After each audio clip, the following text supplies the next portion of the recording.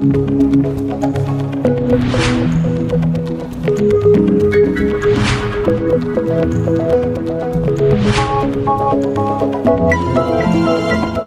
ठाकरे गटच्या मंचावर गाजलेल्या कांबळे कवितानंतर कवी नितीन चंदनशिवे यांचा कवटेमंकाळमध्ये भव्य नागरी सत्कार. कवटेमंकाळ दिनांक 24. प्रतिनिधी. अलीकडेच शिवसेना ठाकरे गटच्या वर्धापन दिनाच्या कार्यक्रमात आपल्या दमदार आणि सामाजिक आशयाने परिपूर्ण कांबळे कविता सादर करून राज्यभर चर्चेत आलेले दंगलकार कवी नितीन चंदनशिवे यांचा त्यांच्या मूळ गावी कवटेमंकाळ येथे नगरवासियांच्या वतीने भव्य नागरी सत्कार करण्यात आला. त्यांच्या कवितेने ठाकरे गटाच्या मंचावर विशेष दाद मिळवली असून त्यानंतर गावात त्यांचे उत्साहात स्वागत करण्यात आले. कार्यक्रमाच्या प्रारंभी प्राध्यापक अभिजित माने यांनी प्रास्ताविक करून नितीन चंदनशिवे यांच्या साहित्यिक व सामाजिक कार्याचा आढावा घेतला. यावेळी प्राध्यापक बाबासाहेब बेंडे पाटील तसेच कवटेमंकाळचे माजी सरपंच बाळासाहेब उर्फ दीपक पाटील यांनी मनोगत व्यक्त करत चंदनशिवे यांच्या काव्यलेखनाचे कौतुक केले. यानंतर सुनील वाघमारे आणि तानाजी बनसोडे यांच्या हस्ते नितीन चंदनशिवे यांचा शाल, श्रीफळ व सन्मान चिन्ह देऊन नागरी सत्कार करण्यात आला. सत्काराला उत्तर देताना नितीन चंदनशिवे यांनी उपस्थित नागरिकांसमोर आपल्या बहुचर्चित कांबळे कविता सादर केली. त्यांच्या प्रभावी शब्दफेकीला आणि जोशपूर्ण सादरीकरणाला उपस्थितांनी टाळ्यांच्या कडकडात उत्स्फूर्त प्रतिसाद दिला. सामाजिक वास्तवावर भाष्य करणाऱ्या त्यांच्या कवितेने उपस्थितांना विचार करायला भाग पाडले. यावेळी माजी विकास सोसायटी चेअरमन तुकाराम पाटील, नगरसेवक विश्वनाथ पाटील, राहुल जगताप, संजय वाघमारे, राष्ट्रवादीचे युवा नेते महेश पाटील, भाई दिगंबर कांबळे, करगणे, सुभाष कोष्टी, सोणनसर, जालिंदर माने, राकेश चंदनशिवे, रमेश वाघमारे, प्राध्यापक अरविंद माने, महावीर माने, रवी माने, रमजान मुल्ला, सरफराज सावणूरकर यांच्यासह विविध क्षेत्रातील मान्यवर व मोठ्या संख्येने नागरिक उपस्थित होते. कार्यक्रमाचे वातावरण साहित्य, सामाजिक जाणीव आणि गावाच्या अभिमानाने भारावून गेले होते. गावातील सुपुत्राचा झालेला हा नागरी सत्कार उपस्थितांसाठी संस्मरणीय ठरला.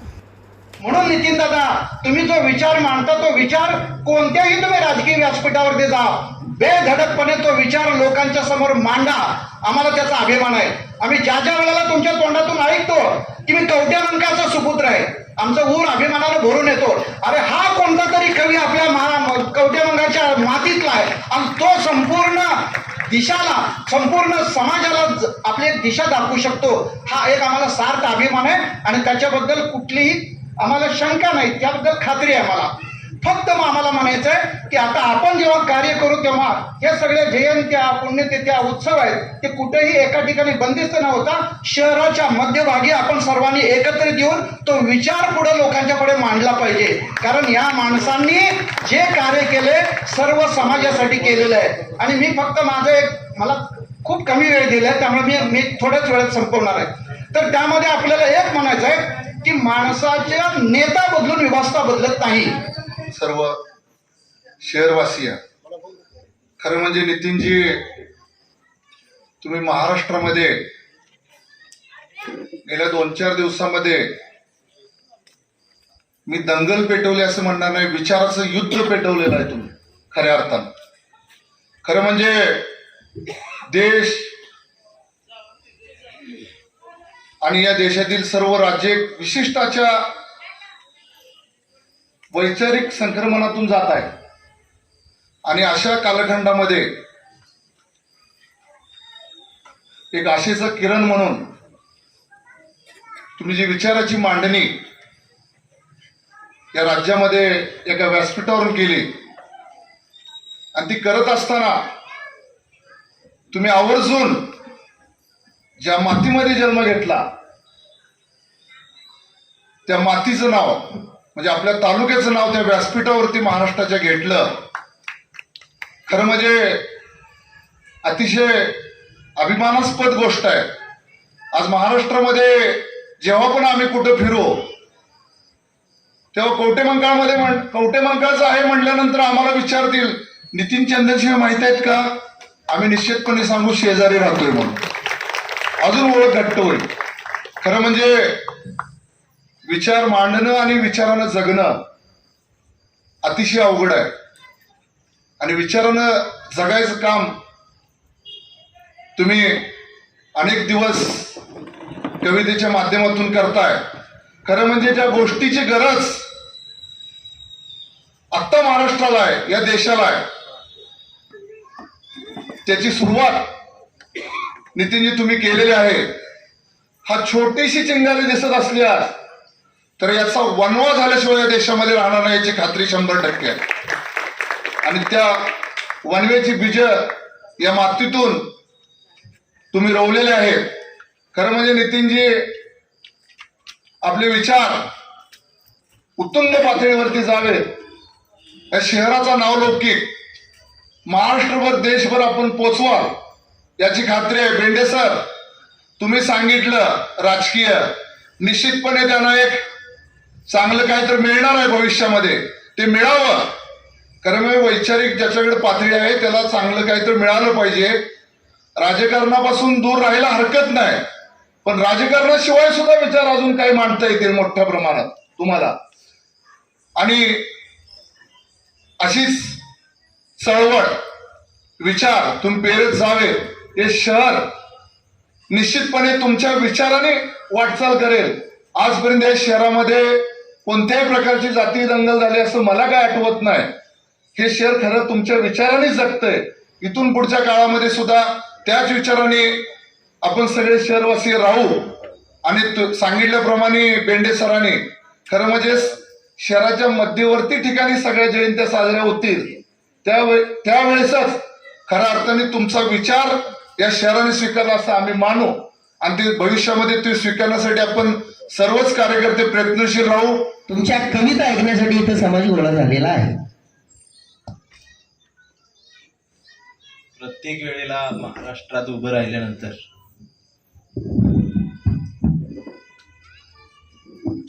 कसलाही विचार न करता मी सुरू होत असतो.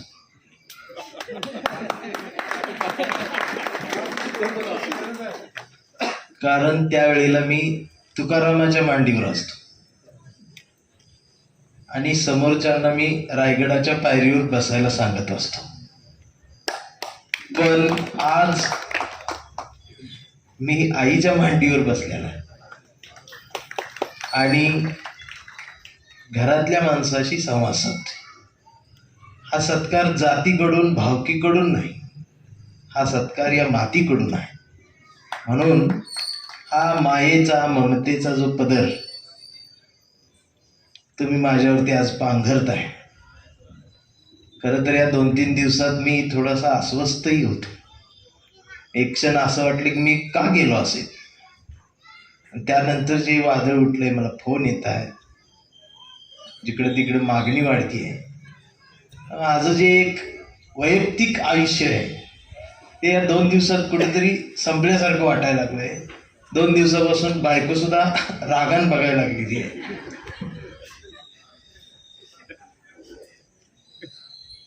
तिलाही जाणीव झालेली आहे हे आता हाताला घावत नाही. पण तुम्ही आज सर्वांनी मिळून मला या ठिकाणी बोलवलंय, उभं केलंय.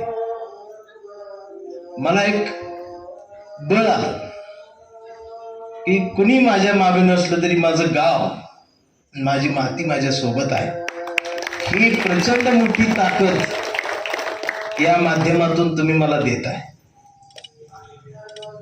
मगाशी सरांनी सांगितलं की राजकीय वगैरे, माझा जन्म हा कवितेसाठी झालाय. मी राजकारणात वगैरे जाईल न जाईल माहित नाही, पण माझी कविता मी राजकारणात नेणार आहे. ती शोषितांचा, वंचितांचा, कष्टकऱ्यांचा, शेतकऱ्यांचा आवाज बनवून गावकुसाबाहेर का होईना ती वाजत राहिली पाहिजे. हा वारसा अण्णाभाऊंच्या डफातून आलेला आहे. हा वारसा वामनदादाच्या सुरपेटेतून आलेला आहे. हा वारसा छत्रपती शिवाजी महाराजांच्या तोरणा किल्ल्याच्या दारातून आलेला आहे. हा वारसा फुलेशाह आंबेडकरांच्या चौदार तळ्याच्या भिडेवाड्यातल्या सावित्रीनं गिरवलेल्या पहिल्या अक्षरांच्या आणि छत्रपती राजेश्री शाहू महाराजांच्या कोल्हापूरच्या मातीतून हा वारसा जगाला मिळाला. हा समतेचा आहे, हा ममतेचा आहे, यात माया आहे. परंतु हा विचार कुठेतरी थांबलाय की काय अशी भीती अनेकांना वाटते. पण मला त्यांना सांगायचं आहे की हा महाराष्ट्र पुरोगामी विचारांचा होता, तो आहे आणि तो इथून पुढे सुद्धा राहणार आहे. हे ठणकावून याच तालुक्यातून, याच मातीतून आमच्या स्वर्गीय आबांनी महाराष्ट्राला कायम सांगितलेलं आहे. हरवलंय काय तर हरवलंय शहाणपण, हरवलंय संवाद, हरवलाय जात गेलं. पण जाताना नुसतं जात गेलं नाही तर जात्यासोबत ओव्या गेल्या. ओव्यासोबत ओवीमधलं शहाणपण गेलं.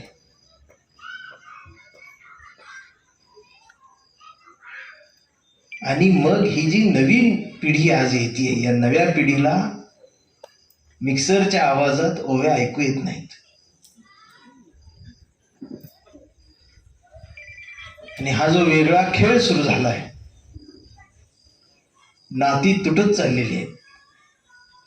2 सख्या भावांमध्ये 10 वर्ष बोलणं होत नाही, पण 2 सख्या भावांच्या स्टेटसला असे काही सुविचार असतात की माणूस लईच ग्रेट आहे असं वाटतं.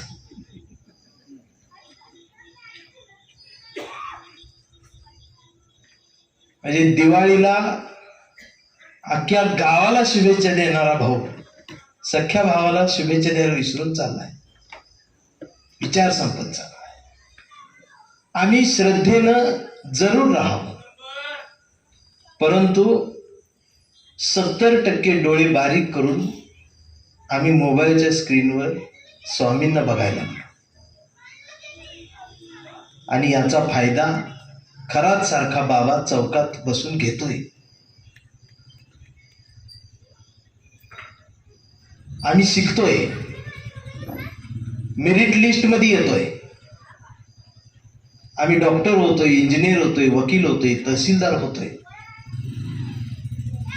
पण एवढं होऊन सुद्धा आम्ही ओशनो जल प्यायला जातोय.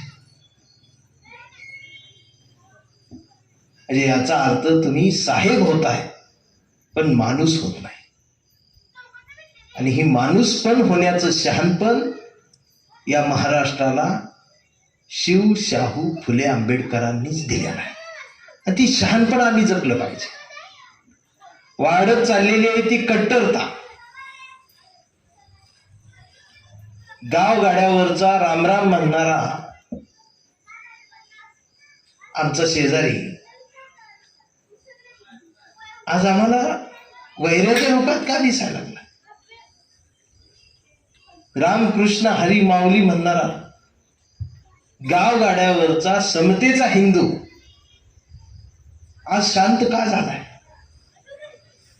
बाजूचा रहीम चाचा आमच्या लग्नात वाढदिवसाला का सामील होत नाही. प्रत्येक जात एकटी पडत चालली. आता हे उपवर्गीकरणाचं वारं आलंय तर मांग वेगळी आहे, महार वेगळी आहे. हिंदू मुस्लिम दंगल नंतर पण ह्या दोघांच्यातच दंगल होती की काय अशी परिस्थिती आहे. एकमेकांची कॉलर धरण्यापर्यंत भाषा चालली आहे. आणि हे सगळं राजकारणातून येत आहे, राजकीय फायद्यासाठी घडतंय. हा देश संविधानाचा आहे, हा देश संवेदनशील आहे. विविधतेने नटलेल्या परंपरांचा आम्हाला अभिमान वाटतो. असं छातीत ठोक म्हणेन 10वी पर्यंत बोंबललेली प्रतिज्ञा त्याचा विसर पडलाय. फेसबुक असेल, इंस्टाग्रामवर असेल, त्याच्यावरती आई बहिणीवरनं शिव्या महापुरुषांचं नाव घेऊन दिल्या जात आहेत. ही कुठली संस्कृती, हा कुठला देश, हा कुठला महाराष्ट्र. म्हणून संवाद पाहिजे. सर्व जाती धर्मांमध्ये संवाद पाहिजे. संवाद हा समतेचा, प्रेमाचा असला पाहिजे. तो कट्टरतेचा नसावा. प्रत्येकानं जात धर्म त्याचे श्रद्धा, त्याचं कुलदैवत, कुलस्वामी जे काय असेल त्याच्यावरती प्रेम करावं, श्रद्धा ठेवावं, ती चौकात आणू नये. कारण देशाच्या चौकाला धर्माची आणि जातीची नाही तर भारतीयांची गरज आहे. आणि हा भारतीय जिवंत राहिला पाहिजे हा विचार माझ्या मनात पहिल्यापासून आहे. त्या पद्धतीनंच कविता माझी कायम आलेली आहे. पण कवी संमेलनं, साहित्य संमेलनं गेली 7-8 वर्ष सुरू आहे. पण माझं काय होतं की समाजकारणात जास्त अडकून पडल्यामुळं, साहित्य संमेलनाच्या मंडपातच कविता अडकल्यामुळं त्या कवितेचा विचार, त्या साहित्याचा विचार जनमानसामध्ये पोहोचायला वेळ लागतो. आणि ही खंत कुठंतरी होती. म्हणून ह्यासाठी राजकारणाच्या जवळ गेलं पाहिजे, राजकारणात नाही गेलं पाहिजे. राजकारणाच्या जवळ जाऊन सुद्धा तिथंही विचारांची आग लावता येते हे शहाणपण मला शिवसेनेच्या स्टेजवरच मिळालं. मला संजय राऊत साहेबांचा फोन आला. हा 1 महिना आधीच फोन आला होता, नंतरही फोडाफोडी झाली. ते म्हणाले, नितीनजी, आमच्या वर्धापन दिनाला आम्ही प्रमुख पाहुणा महाराष्ट्रात शोधतोय. तर उद्धवजी आणि आमचं असं मत आहे की तुम्ही या चीफ गेस्ट म्हणून आलं पाहिजे. आणि मी ज्या संधीची वाट बघत होतो त्यावेळेला मी थोडा वेळ विचार केला, जावं की न जावं. पण कधी काळी हाही पक्ष कट्टर होता. मग त्यानंतर काही माझ्या अभ्यासाचा निष्कर्ष थोडासा मेंदूला टच झाला आणि प्रबोधनकार ठाकरेंचा वारसा या शिवसेनेला आहे. आणि शेंडी आणि जानव्यातून मुक्त झालेलं हिंदुत्व हे आमचं आहे असं म्हणणारे उद्धवजी मला आठवले. त्याही पेक्षा जास्त कोरोनाच्या काळात महाराष्ट्राला लाभलेला हा मुख्यमंत्री प्रत्येक मराठी मनाला भावलेला चेहरा होता.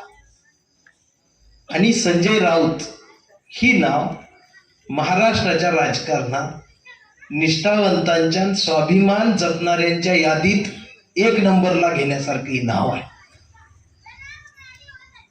आणि या अशा माणसांकडून जर मला बोलवलं जात असेल तर आपण कसलाही विचार न करता गेलं पाहिजे. जर जानव्यातून मुक्त होऊन माणूस म्हणून ते माझ्या कवितेला गुंजारत असतील तर माझ्या सुद्धा मेंदूतले जाणीवेंचे जानवे मी कुठंपर्यंत जिवंत ठेवले पाहिजेत असा विचार करून मी गेलो. कारण हा संवाद होणं महत्वाचं आहे. आणि हा संवाद जोपर्यंत होणार नाही, आमच्यात संवादच होत नाही, त्यामुळे संवेदना संपत चालली. आमच्या चळवळी होत आहेत सोनन सर, पण आमच्याच मंडपात होत आहे. आमच्या कविता होत आहेत पण कवीच्या कविता कवीच ऐकतायत. आमची मीटिंग होती, आमची चर्चा होते, पण संवाद होत नाही. मध्यंतरी आमच्या कोल्हापूर जिल्ह्यात एक हत्ती, लक्ष्मी नावाची, तिला गुजरातच्या जंगलात घेऊन जायसाठी बातम्या यायला लागल्या. आणि महाराष्ट्रातली सगळी जाती धर्माची माणसं एक झाली त्या हत्तीसाठी. आणि माणसं रडायला लागली. मध्यंतरी एक ते माकड काहीतरी का कुत्रं होतं ते जपानच्या त्या गार्डन मधलं, तर ते आई जवळच ते बसले, त्याचं ते निरागस चेहरा ते बघून लोक रडायला. म्हणजे जनावरांसाठी तुम्ही एकत्रित येताय, जनावरांसाठी मनात संवेदना आहे. पण 2-3 महिन्यापूर्वी स्वतःच्या बहिणीचं प्रेत पुरलेलं ओडिसामधली घटना. 3 महिन्यानंतर ती उकरून तो भाऊ ते प्रेत खांद्यावर घेऊन बँकेत जातोय, माझी बहीण मिले, हा एवढाच माझ्याकडे पुरावा आहे. त्यावेळेला कोणाचाच डोळे पाहणावत नाही. ते बघून वाईट वाटते म्हणून लोक बोट करून स्किप करतात. ही आमच्यातली हरवलेली संवेदना, हा आमच्यातला हरवलेला भारतीयांचा विचार. सय्यारासारखा चित्रपट येतो आणि तो बघितल्यानंतर थिएटरच्या बाहेर ही तरुण तरुणी रडत बाहेर येतात. पण बापाचा घाम बघून पोरांच्या डोळ्यात पाणी येईन असं झालंय. कारण हरवलाय तो भारत. आणि फार मोठा वारसा अण्णाभाऊ साठेंच्या साहित्यानं महाराष्ट्राला दिलेला आहे. पण आज अण्णाभाऊ पुतळ्यात आहे. छत्रपती शिवाजी महाराज पुतळ्यात आहे. अजूनही महाराष्ट्राला मल्हारराव होळकर माहीत झालेले नाही. त्या काळात विधवा झालेल्या सुनेला सत्तेवर बसवणारा मल्हारराव होळकर काय विचाराचा असेल हा मी विचार करतो. आजच्या काळातल्या सासऱ्याला सुद्धा ते शक्य नाही. ते त्या काळात जय मल्हार म्हणण्यापेक्षा जय मल्हारराव होळकर म्हणण्याची गरज महाराष्ट्राला आहे. आम्हाला हा मल्हार महाराष्ट्राला भावेल, हा विचार भावेल. आणि अण्णाभाऊ पुस्तकात न बघता पुतळ्यात बघायचा. छत्रपती शिवाजी महाराजांची उंची ही पुतळा किती उंच यावर ठरवायची. मग पुतळा उंच बांधायचा, मग वादळ आले पुतळा पडतो, मग त्याचे तुकडे होतात, मग त्या तुकड्यांचे फोटो येतात आणि ते फोटो बघून ही मेंढरं रडतात. त्यांना वाटतं महाराजच संपले, पुतळा फुटलेला. कारण यांचं प्रेम पुतळ्यांवर आहे, विचारांवर नाही.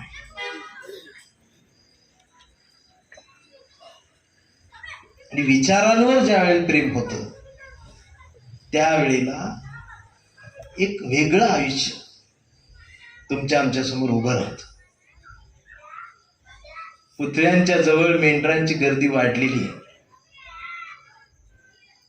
ती विचारांजवळ आली पाहिजे, त्याशिवाय भारत कळणार नाही.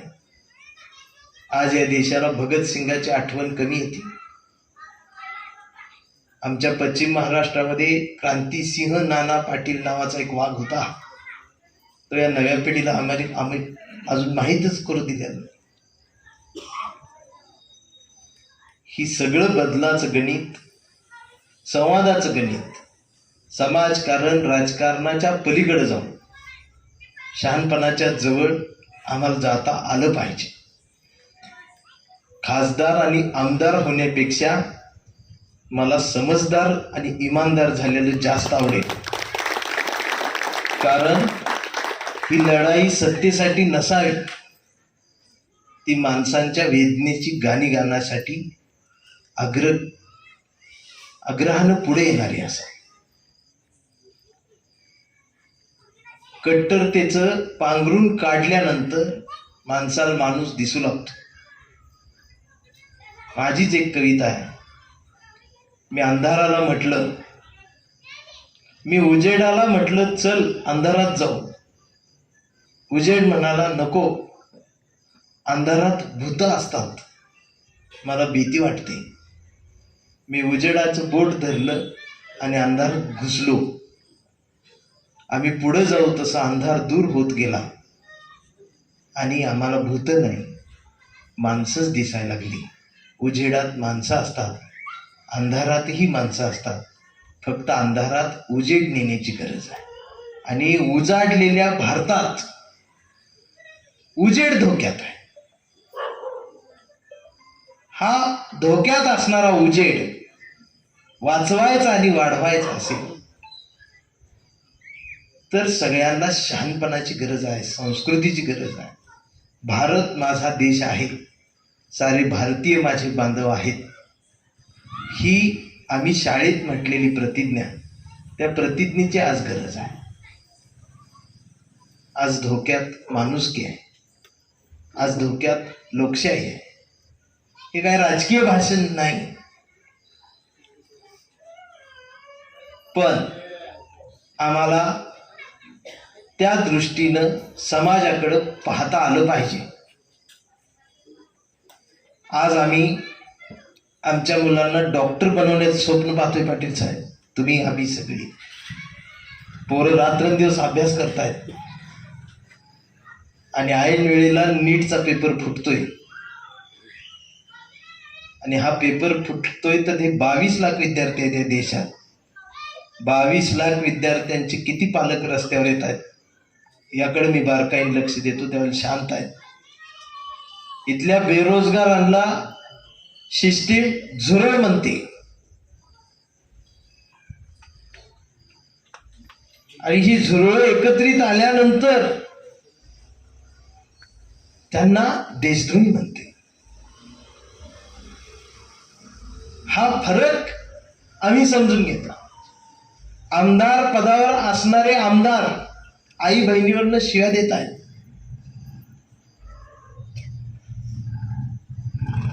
कारण आम्ही शहाणपण मागं टाकलं. निवडून आलेले सुद्धा याच कॅटेगरीतले. संत गाडगे बाबांचा खराटा घेऊन आम्ही समाजकारण केलं पाहिजे आणि संत तुकडोजी महाराजांची ग्रामगीता घेऊन आम्ही राजकारण केलं पाहिजे. आणि हे जर महाराष्ट्रात झालं तर हा महाराष्ट्र देशाला दिशा देईल आणि देश जगाला दिशा देत राहील. विविधतेने नटलेल्या संस्कृतीचा, परंपरांचा हा देश आहे. त्या प्रतिज्ञेमध्ये पालक, गुरुजन आणि वडीलधाऱ्यांचा मान ठेवून सांगतो.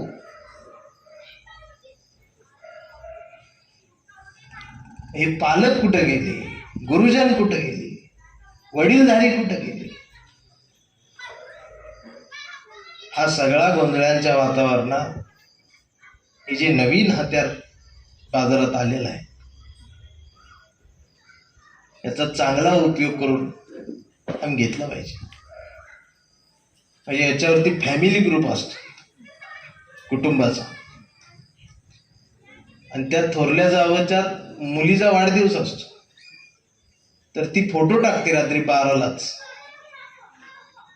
तर ती दिवसभर हेच बघत असते की लाईक कुणी कुणी केले. धाकटी जाऊ घरात येऊन तिला ओवाळून जाते पुरीला, ते महत्वाचं नाही तिच्यासाठी. तिनं स्टेटसला टाकले का हे तिच्यासाठी जास्त महत्वाचं. हाताला स्पर्श झालाय,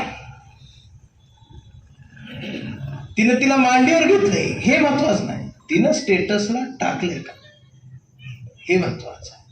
आणि तरुण पिढीकडे बघितलं तर रात्री 2 वाजेपर्यंत कॉल चालू आहे. पहिलं ते वायरचे हेडफोन होते, नंतर ते गळ्यातले आले, ते गेले. आणि स्पीड तरी किती आहे बघा विज्ञानाचं.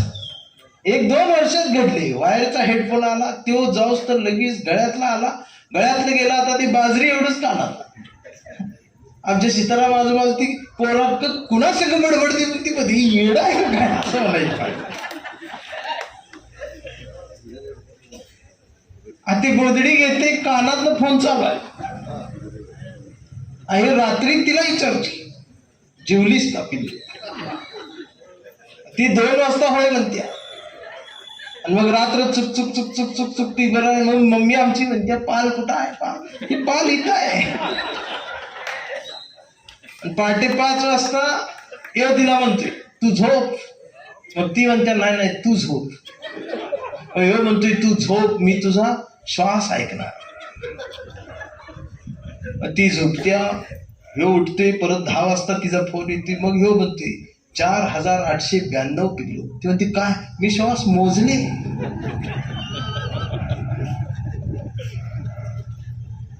ही आजची परिस्थिती आहे. त्यात याच्यावरतीच कट्टरता जातीची आलेली. 4-5 वर्षापूर्वी एक सकाळ आली व्हॉट्सअपच्या ग्रुपवर, असा भगवा झेंडा आला त्यात लिहिलं गेलं शुभ शिव सकाळ. मला प्रश्न पडला, म्हटलं ही सकाळ कुठं आली? म्हणजे आता शिवाजी महाराज येणार, उठा, आपलीच सकाळ झाली, म्हणजे दुसरी झालीच नाही. तेवढ्यात आमची जागी झाली. ते म्हटले त्यांची झाली. ते म्हटलं आपली करा. मग त्यानं टाकला निळा झेंडा, शुभ भीम सकाळ. 11 वाजता उठायचं 11. मग भीम सकाळ झाल्यावर मग हिकडची ही आळी चिडली आमची. ती म्हटली ह्यांची झाली यांची झाली, आपलं काय? तेव्हा रेंज मध्ये आला, टाक म्हणला पिवळा झेंडा, शोभ लहू सकाळ. मी विचारलं लहू कोण? मग म्हणलं माहित नाही, म्हणलं वर्ण आली आणि गेली. म्हणजे आमच्या सगळ्यांची झाली. आता आमच्या चांभाराला सकाळ काढायचे, पण त्याचा रंगच फिक्स होईल महाराष्ट्र. म्हणते आपलं गप आहे. ती म्हणते माझं दुकान आहे, चाललं. का घडलं? आम्ही पुतळ्याजवळ गेलो, पुस्तकाजवळ न जाता. त्याचा परिणाम हा झालाय. म्हणून भीम सकाळ, शिव सकाळ, लहू सकाळ यापेक्षा भारतीयांसाठी झालेली सकाळ आम्हाला बघायला आवडली पाहिजे आणि ती झाली पाहिजे. आमच्या जयंती तुम्ही म्हणला चौकात आली पाहिजे.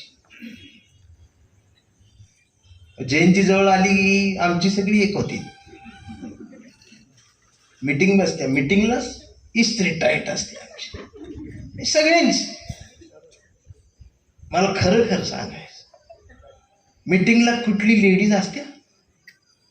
कुठली महिला मीटिंगला असत्या? नसत्या. पण मेन कार्यक्रमाला ही काय म्हणते, आमच्या बायका सुधरतच नाही, कार्यक्रमाला येतच नाही. मीटिंगला बोलवलं त्यांनी इथं काय यावं? आणि गाणं कुठलं स्टेजवर? समतेच्या वाटणी या. मग पहिली ही फुडली.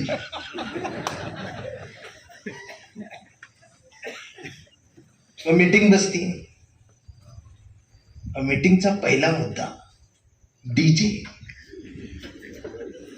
जोरात वाजला पाहिजे. ते दुसरं म्हणते शिवजयंतीला केवढा होता? 28 पेजचा, आपला 32चा पाहिजे. 2500 पावती टाका, पण 32चा पाहिजे.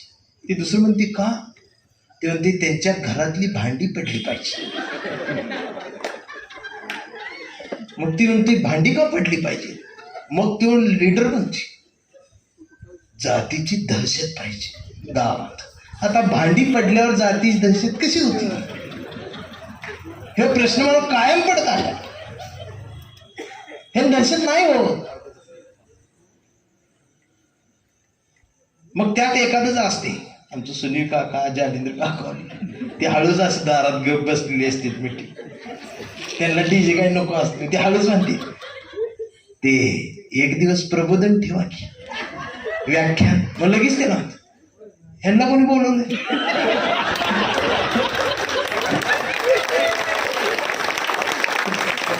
तुम्ही जा, पण ही जात नाही हे तिथंच थांबते. परत यांचं चाव चाव चाव चाव चाव, परत 15 मिनिटात परत म्हणतील ते तुमचा असंच 2 दिवस, एक दिवस व्याख्यान ठेव. मग ही सगळी त्यांच्याकडे बघती. मग ती कोणतरी म्हणते अरे होय म्हणा रे. ते का? अरे बघ रे तोंड मरतेली म्हणजे तेवढी तरसू असते ख्याच. मग त्यांना ठीक आहे तुझा दिवस, आम्ही काय येणार नाही, लाव वक्त्याला फोन. मग त्यांच्याकडे असते माझा नंबर. मग मला फोन, तो आवाजच कडक निघतोय जय भे. मी लगेच ओळखते फोन तारीख मागायलाच आला. म्हणते बोला. आता एप्रिल आमचं फुल होते, जानेवारीपासूनच चालू असते दादा तारीख पाहिजे अशी. मग तारीख ठरते. विषय येतो मानधनाचा. मानधनाचा विषय आला की मी काय बोलायच्या आधीच त्यांचा आवाज. समाज गरीब आहे.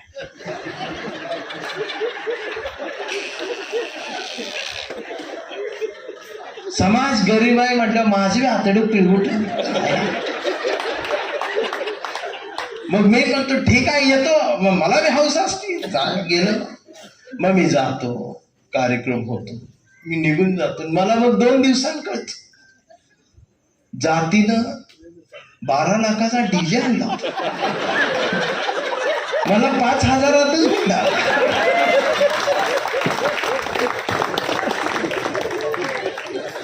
म्हणजे समाज गरीब नाही, समाज माजला. यातून येते ती कट्टरता. ते चौक बदलला की मग ती जीभ बाहेर काढण्यासाठी त्यात अजून कट्टरता. काय बोलावतो त्यात, आमच्या रक्तात बाबासाहेब आहे. डोळं वाटर नसन जीभ, आमच्या रक्तात बाबासाहेब. आता ती रक्तात तांबड्या पिशी, पांढऱ्या पिशी, A+, B+, negative, O positive ही रक्त असते. आणि लई शुगर बिगर काय साखर खाल्ली असली तर शुगर घावते. दुर्बीण मधनं तीच घावतं रक्तात, ती बाबासाहेब रक्तात नाही घावत. आता तर त्याच्या पुढे जाऊन म्हणतात रक्तच निळ आहे.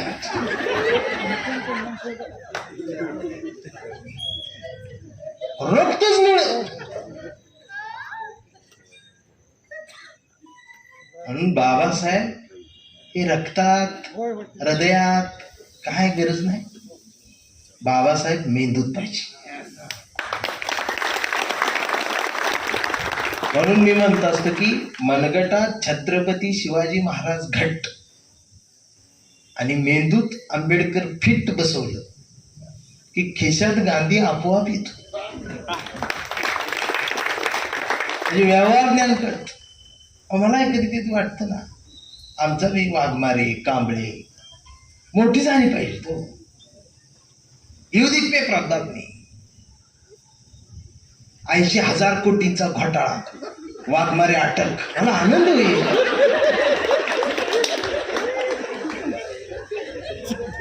मला आनंद होईल. अरे काय आमच्या घोटाळा केला.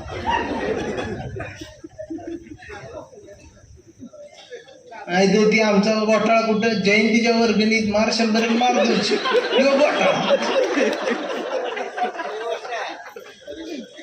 आणि ती वर्षभर खुश असली 200 मार.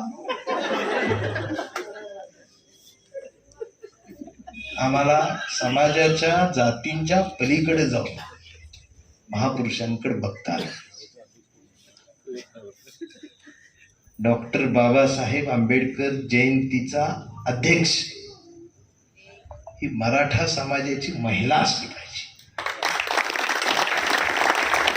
छत्रपती शिवाजी महाराजांच्या जयंतीच्या मंडळाची अध्यक्ष ही बौद्ध महिला असली पाहिजे.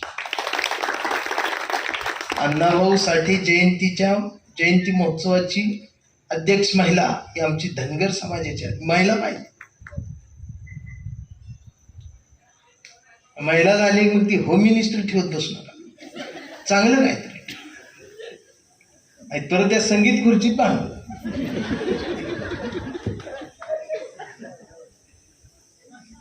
ती प्रयोग केला होता आम्ही काही काही ठिकाणी महाराष्ट्रात, पण आपल्यापेक्षा येड्या जास्त त्याच्यात 4 गट एकाच दिवसात पडते. ही गावगाड्यावरचा भारत आहे. या देशात 2 देश राहत आहेत.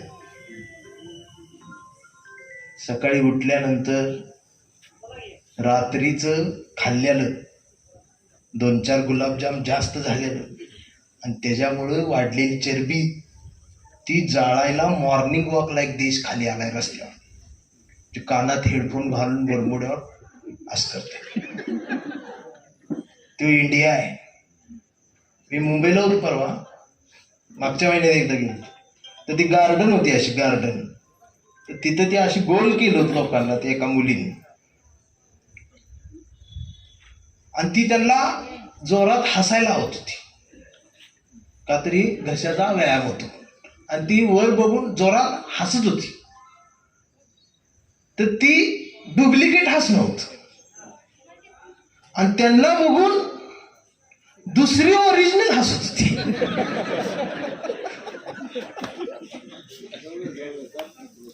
तर तो एक देश आहे जो करमणूक करतोय स्वतःची. तो इंडिया आहे जो खाल्ल्याला जाळायला आलेला आहे. आणि त्याला कुणाचं काही देणं घेणं नाही. मी ग्रँड हयात हॉटेलला थांबलो होतो, जिथं एका रात्रीचं भाडं 35,000. तेवढं ऐकल्यावर डोकसं रात्रीवर खाजवत बसलो. म्हटलं कुठंतरी रेल्वे स्टेशनला झोपलो असतो आणि ही एवढं पाकिटात घातलं असतं बरं झालं असतं म्हणलं. त्याच्या खाली त्या संजय दत्तचा पब होता, पब तर त्याची एंट्री फी 27,500 होती. मग मी म्हटलं आम्ही कुठंच नाही, या सिस्टीम मध्ये आम्ही नाही. हा एक देश आहे सकाळी जो चहा सोबत सिगरेट घेत गॅलरीत बसलाय, ज्याला ऑफिसची घाई आहे, त्याच्या घरी नोकर आहे, काही घरातच व्यायाम सुरू आहे, योगा सुरू आहे. हा एक देश आहे. त्याच वेळेला दुसरा एक आमचा देश आहे जो संघर्ष करतोय भाकरीसाठी अजून पण, जो भूक भागवायला निघालेला आहे. या देशाची वेदना या देशाच्या कानावर गेली पाहिजे आणि याच्यासाठी राजकारणाच्या जवळ जाऊन बोंबललं पाहिजे, तरच हे घडणार आहे. त्याशिवाय हा देश, आम्हाला एक वेगळा देश निर्माण करता येणार नाही. फार मोठी परंपरा संस्कृती असणारा हा देश एकदा नव्यानं घडवूया, त्याशिवाय हे जमणार नाही. संवेदना पाहिजेत, संवेदना हरवत चाललेल्या आहेत.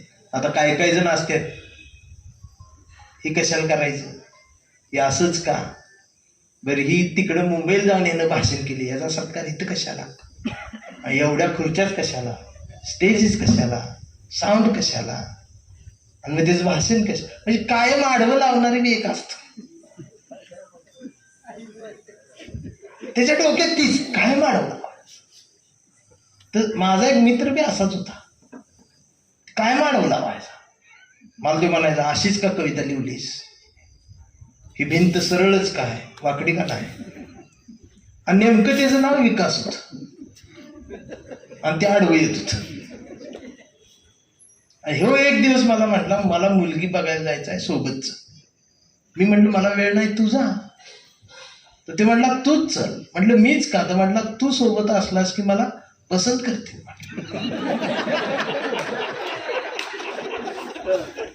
म्हणून मी त्याच्या सोबत गेलो. तर मुलगी तिकडं यवतमाळ जिल्ह्यात विदर्भात. मग ती रेल्वेने गेलो, ती विदर्भ सुरू झाला आणि खिडकीत बसलो तर बाहेर बघितलं तर सगळा कापूसच दिसायला. तिकडे सगळा कापूसच, इकडं आम्ही ऊस बघितलेला. एवढा कापूस त्याने पहिल्यांदाच बघितला नाही. ह्याच्या डोक्यात आलंच. हे म्हणला एवढ्या कापसाच काय करायचं. म्हटलं आपल्याला काय करायचंय तूच. मग ती सारखंच विचारायला लागलं. मग आम्ही मुलगी बघायला त्या मुलीच्या घरी गेलो तर त्या मुलीचा बाप पण शेतकरी, त्यानं सुद्धा दारात सगळा कापूसच आणून ठेवला. परत त्यानं ते कापूस दिसला. म्हटलं एवढ्या कापसाच काय करायचं. तू म्हटलं तू चल ना आत, कापसाला काय करायचं. आम्ही मुलगी बघायला बसलो. मुलगी पुढं आली, चहा दिला, पोहे दिले आणि मुलीच्या चुलत्यानं आम्हाला सांगितलं, म्हणले मुलीला काही विचारायचं असलं तर विचारा. तर यानं चौकटीतनं बाहेर वाकून बघितलं आणि म्हटलं ती जाऊ दे, एवढ्या कापसाच काय करायचं ती आधी सांगा. मग त्यांच्या लक्षात आलं, म्हणजे याची रेंज गेली आणि आम्हाला हाकलून दिलं. आम्ही परत आलो.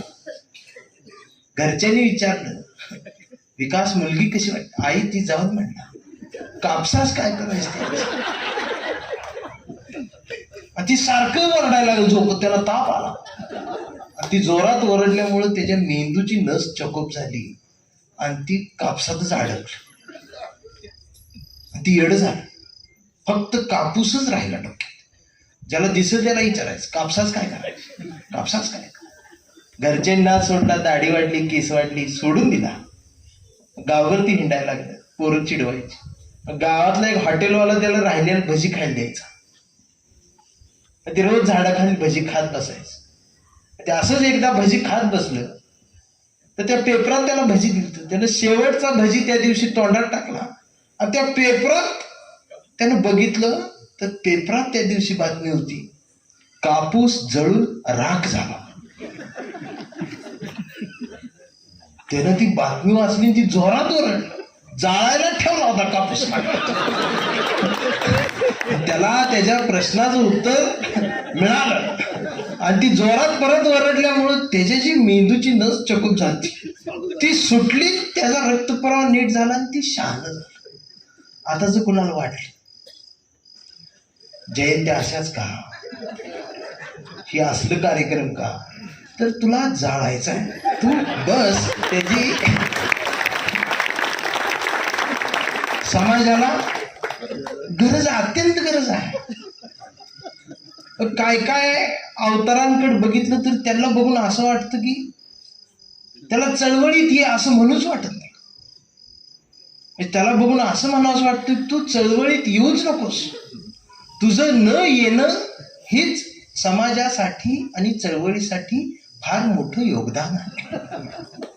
तो आपला तिथंच थांब. ही अवस्था एका जातीची नाही राहिली, ही अवस्था समाजाची, ही अवस्था राजकारणाची सगळीकडे झालेली. संवाद थांबले, भाषा थांबली, प्रेम थांबले, वाढत चालली ती कट्टरता. म्हणून कवितेच्या ओळी येतात की सारे धर्म ग्रंथ वाचले, पान चाळताना फक्त एवढीच चूक झाली, बोटाला जिभेवर न्यावं लागलं.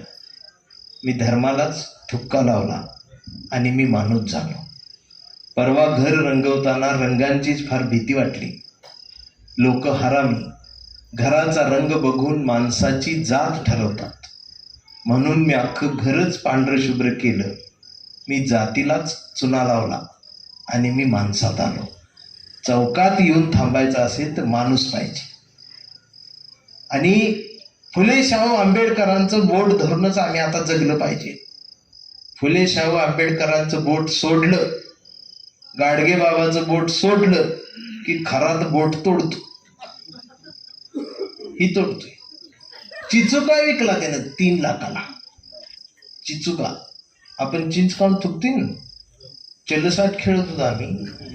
त्यानं अंगठीत घातला आणि त्याला वरनं काच लावली. आणि त्यानं त्या कलेक्टरला सांगितलं ही जर बोटात असलं तर सुखरूप राहशील बघ. त्यानं ते ऐकलं आणि त्याच्याकडनं 3 लाख घेतल्यात. असं किती जणांनी विकत घेतले, कारण आम्ही आंधळी झालोय. म्हणून खराच्या दारात जाऊन भविष्याचा हात दाखवून आयुष्याची वरात काढून घेण्यापेक्षा फुले शाहू आंबेडकराच्या परातीत समतेची परिवर्तनाची भाकरी जोरात थापता येते हा सांगावा देणारा विचार हा पुरोगामी महाराष्ट्राचा विचार आहे. आणि हा विचार सांगणारा दाभोळकरांना गोळ्या घालून मारलं जात आहे. हा विचार पेरणाऱ्या पानसऱ्यांना मारलं जात आहे, कलबुर्गींना मारलं जात आहे. आणि म्हणून सगळ्यांच्या मनात ही भीतीच वातावरण झालेलं असताना आज आम्ही सगळ्यांनी जाग राहिले पाहिजे. त्यात आमचं सगळ्यांचं गणित काय झाले, कुणाचा एखाद्या विचारवंताला एखाद्या कार्यकर्त्याला गोळ्या घालून मारला की लगेच आमची मीटिंग बसते आणि मग 2 दिवसांत शोक सभा असते. आणि त्याच्यात मग एक वाक्य येते वक्त्याच्या तोंडात, ती सगळ्यांच्या टाळ्या घेते, माणूस मेला म्हणून काय झाले, विचार जिवंत राहिले पाहिजे. लगेच टाळ्या वाजत. हे असलं बुळगं बोलायचं आता आम्ही बंद केलं पाहिजे. आमचा माणूसच मेला नाही पाहिजे याच्यासाठी आधी जागा असलं पाहिजे. आमचं गाणं आहे, जागा असावं भीमाचं पिल्लू जागा असावं आणि हो झोपून ऐकते कान डोळ जावं. त्यात ही असं काय बाबासाहेबांना आवडून ठेवले आम्ही की दुसरं जवळच यायला तयार नाही. ते म्हणते आमचाच माझाच हा काय नाव केलाय.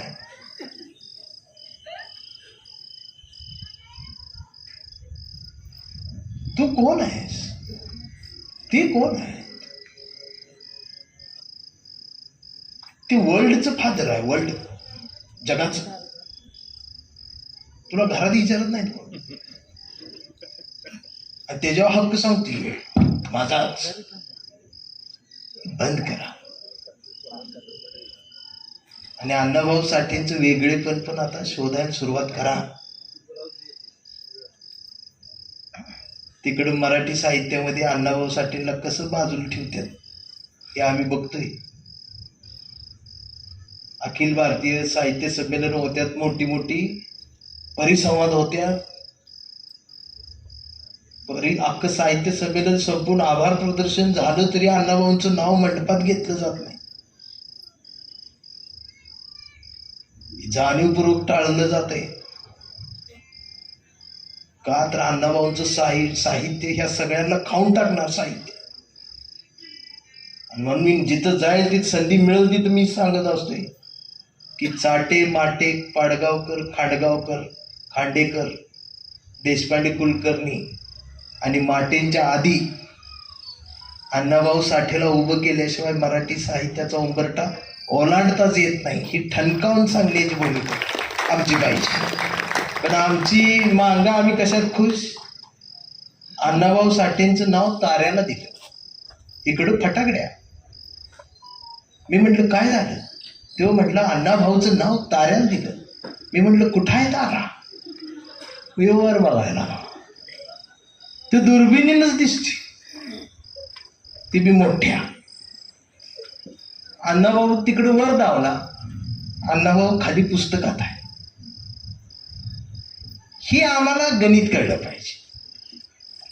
म्हणून आम्ही जागृत पाहिजे. आमचं भविष्य अडकलंय. मला वाटते आता जी आपली सगळ्यांची जी आहेत ना, सरकारीवाली नोकरीवाली, ही आमची शेवटची पिढी आहे. गव्हर्नमेंट सर्वंटवाली शेवटची पिढी, पेन्शनवर असणारी शेवटची पिढी, ग्रॅज्युएट झालेली सुद्धा शेवटचीच पिढी. आता कुठं आहे काय? ते आरक्षणाचं दूध संपलंय पातेल्यात, खरडायसाठी भांडण आहे ते. अजून आमचं मेन चौकात बाजारपेठेत दुकान नाही. तिकडे खाली एक टपरी आहे, इकडे 2 टपरी आहे. ती बी उधारीवर चाललाय मावा सगळा.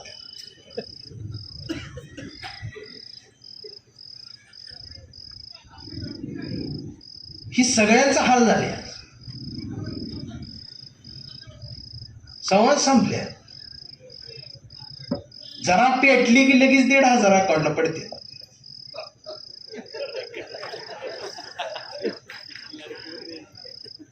मग आम्ही गप्प. आणि इथं फार मोठं नुकसान या पिढ्यांचं होतंय, या देशाचं होतंय. ही समजून घेतलं पाहिजे.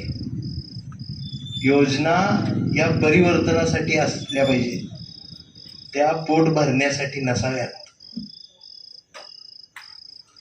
हाच विचार तुकडोजींच्या ग्रामगीतेमधून आम्हाला घेता आला पाहिजे. रस्त्याला खड्डा असतो आणि खड्ड्याच्या 10 फूट पुढं बोर्ड असतो आणि त्या बोर्डावर त्यानं लिहिलेलं असतं वाहने सावकाश चालवा, पुढे खड्डा आहे, खाली नगरसेवकाचं नाव. वर्षभर खड्डा असतो, बोर्ड असतो. लोक बी गाडीवर येते हळू ते भावाने बोर्ड लावलाय, किती काळजी. पण बोर्ड लावलाय त्याचा खर्च 12,000 आहे आणि खड्डा 2,000तच मुजणार होता. पण त्याला खड्डा ठेवायचा आहे कारण त्याला बोर्ड महत्वाचा. त्याला 5 वर्ष ती टिकवायचं आहे नाव, ते राहिलं पाहिजे. आमचं राजकारण ही भावनेच झाले. ती बुद्धीचं असलं पाहिजे, ती चातुर्याचं असलं पाहिजे, तरच आम्हाला ही सगळी गणितं सुटणार आहेत. आमची पोरं आज शाळेत जात आहेत, पण जो समजदार पालक आहे तो त्या पोरांच्या दप्तराकडे बघून एक मनात बारीक काळजी आहे त्याच्या, की काय होईल याचं, ही आज 5वीला आहे, ही 6वीला चालले. एक बाप म्हणून आम्हाला पण मनात कुठेतरी वाटतच राहते, काय होईल याचं पुढं, काय होत राहील याचं पुढं. ही भीती आमच्यात आली. आमचा संवाद संपलेला आणि हा संवाद वाढवायचा असेल तर भारतीय म्हणून रस्त्यात या, चौकात या. तुम्ही जो माझा हा सन्मान केला आहे हा घरचा सन्मान आहे आणि हे बळ देणारी, प्रेरणा देणारी ही गोष्ट माझ्यासोबत आहे. माझी रक्ताची नाती या ठिकाणी उपस्थित आहे, भावकी आहे, माझा समाज आहे, माझं गाव आहे, माझी माती आहे, तर ते भरून आले. आणि हल्ली महाराष्ट्रात काय झालंय की मी एखादं वाक्य बोललो ती बी व्हायरल व्हायला लागले, ती पण टीव्हीवर दाखवायला लागले. तर ही दखल घेतली चाललेली. एक मात्र सांगतो देंडे सर, बाटली कुणाची असो, औषध आपलंच असणार आहे. आपल्याला बाटलीच गरज आहे. औषध मग इंजेक्शन न द्यायचं का सलाईन न द्यायचं ही माझं ठरवत राहील, पण पोहोचलं पाहिजे. आणि त्यासाठी त्या वर्तुळाजवळ जाणं मला आता गरजेचं वाटलं. टीका होतील, चर्चा होतील आणि आमचे साहित्यिक टीकाच करतात, त्याच्या पुढे ती कधी येत नाही. चौकातला पप्या लय महत्वाचा आहे. दार लावून अभ्यास करणाऱ्या प्राध्यापकापेक्षा चौकातला पप्या लय चळवळीसाठी महत्वाचा आहे, या देशासाठी महत्वाचा आहे. प्राध्यापक दार लावून फेसबुकवरच लेखलीत, हे असं झालं पाहिजे, ते तसं झालं पाहिजे. कवी बी दार लावूनच लिहितो, हे असं झालं पाहिजे, ती तसं झालं. राजकारणावर कविता लिहायची, भ्रष्टाचारावर कविता लिहायची आणि ती पेपरला छापून येते, ती बी कोण वाचत नाही. एकतर कवीचं कविता कवीच ऐकत नाही, पण त्याला वाटते की मी राजकारणावर कविता लिहितो, मी देशभक्त आहे. असं होत नाही. त्या कवितेला राजकारणाच्या ओरावर बसवली पाहिजे, तर कुठं काहीतरी बदल होत असतो. आणि कवी हा काही एका रात्रीत घडत नाही. मी व्हायरल झालो म्हणून कवी नाही. तो प्रवास 10-15 वर्षापासून सुरू आहे. इकडं नव्हत माहीत, पण विदर्भ मराठवाड्यात लय मागणी आहे. मग गौतम पाटीलपेक्षा जास्त बुकिंग असते.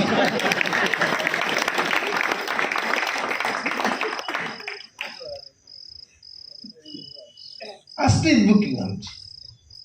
लोक ऐकणारी जास्त आहेत हो, पण कवीनं कायम विरोधी पक्षात असलं पाहिजे. आज ही विरोधात आहेत, मी यांच्यासोबत. उद्या ती इकडं आली की मी त्यांच्यासोबत राहीन, पण मी त्या वर्तुळाजवळ राहीन आणि भूमिका मांडत राहीन. शेवटपर्यंत या देशातल्या वेदनेचं, वंचितांचं, शेतकऱ्यांचं, कष्टकऱ्यांचंच गाणं गात राहील. हा शब्द या मातीच्या साक्षीनं तुम्हाला देतो. पुरोगामी आहे, हा परिवर्तनवादी आहे. त्यामुळे त्याला एका जातीत अडकवू नका. आणि काळानुसार ही कविता बदलत जाते. आमचा कांबळे लय हुशार, कधीच नाही रडला, नुसताच काढला. कांबळे शाळेत गेला, मास्तरनं फळ्यावर सरस्वती काढली. कांबळे शाळेत गेला, मास्तरनं फळ्यावर सरस्वती काढली, पण कांबळेनं पाटीवर सावित्री काढली. म्हणून मास्तरनं चिडून कांबळेला असा तुडवला, पण कांबळे बी हुशार, नाही रडला. नुसताच काढला. कांबळे वयात आला, विशीत आला, मिशीत आला. कांबळे प्रेमात पडला. मग तिनं विचारली त्याची जात. कांबळे म्हणाला, वेडे मी माणूस, माणूस माझी जात, प्रेमात कसली आली जात. मग तिनं बी कांबळेला असा तुडवला, असा तुडवला, असा तुडवला. पण कांबळे बी हुशार, नाही रडला, नुसताच कणला. मग कांबळेचं लग्न ठरलं. घरचे म्हणाले मुहूर्त पहा. कांबळे म्हणलं जमत नाही, फुले वाचा. नातेवाईक म्हणाले सत्यनारायण. कांबळे म्हणला पटत नाही, बाबासाहेब वाचा. मग भावकी म्हणली सगळंच राहिले राहू दे, जागरण गोंधळ बोकड तरी काम. कांबळे म्हणला पटतच नाही, गाडगे बाबा वाचा. मग घरच्यांनीच दार लावून कांबळेला असा तुडवला, बोकाड शिजवून तुडवला. पण कांबळे नाही रडला, नुसताच काढला. मग कांबळे चळवळीत आला. चळवळीचा सगळे गट तट दिसले. कांबळे सगळ्यांना म्हणला, सगळ्यांनी एकत्रित या, एकत्रित या. शिव शाहू फुले आंबेडकर समजून घ्या, देश समजून घ्या. दिवसभर बोंबलत राहिला. मग संध्याकाळी सगळे वैतागून एकत्रित आले आणि एकत्रित येऊन आपल्याच कांबळेला, आपल्याच लोकांनी असा तुडवला, असा तुडवला. कांबळे हुशार, नाही रडला, ती तुडवायलाच एकत्रित आली, नुसताच काढला. मग कांबळे जयंती महोत्सव समितीचा अध्यक्ष झाला. मीटिंग बसली. पोरं म्हणली डीजे, कांबळे म्हणला प्रबोधन. मग पोरांनीच कांबळेला डीजे लावून असाच तुडवला, असाच तुडवला. पण कांबळे हुशार, नाही रडला, नुसताच काढला. हा कांबळे विचार पेरतच राहिला. आणि मग कांबळे वयस्कर झाला आणि त्याचा मुलगा आता मोठा झालाय. ते इंस्टाग्राम फेसबुकवर असतं. ते असे इंस्टाग्राम चालत त्या पोरानं, कांबळेच्या मुलानं परवा कांबळेला विचारलं, डॅडा फुले शाहू आंबेडकर कोण डॅडा? संविधान काय भानगड डॅडा? आणि शिवाजी महाराज खरंच जन्माला आले होते डॅडा? आता मात्र कांबळे पेटला. अर म्हटलं गावभर पेरलं आणि घरातच नाही उगवलं. मग त्यानं दार लावून पोरालाच असा तुडवला, असा तुडवला. पण चिरंजीव कांबळे हुशार, तो पण नाही रडला, तो दोनदा काढला. कर मग याच्या लक्षात आलं DNA मधनं ही डबल गेलं. विचार काय जात नाही, ती पुस्तकात जाते. आणि आता कांबळे वेडा झालाय. कांबळे वेड्यांच्या दवाखान्यात असतो. सिस्टमनं वेड ठरवलंय. कांबळे वेड्यासारखं शिव शाहू फुले आंबेडकर, मानवता, लोकशाही, देश, संविधान, शिवराय, भीमराय सगळं जोडण्याची भाषा करत असतो. पण कांबळेच्या एका हातात कुठल्या रंगाची चिंधी नाही, त्याच्या हातात या देशाचा तिरंगा आणि मांडीवर संविधान त्यानं उघडून ठेवलंय. पण डॉक्टर सुद्धा सिस्टीम मधले कांबळेला श्वाक देऊन तुडवतायत. पण कांबळे नाही रडत, तो नुसताच करतोय. करून हा कांबळे जोपर्यंत जिवंत आहे तोपर्यंत ही संविधान, हा पुरोगामी विचार आणि हा देश जिवंत राहणार आहे.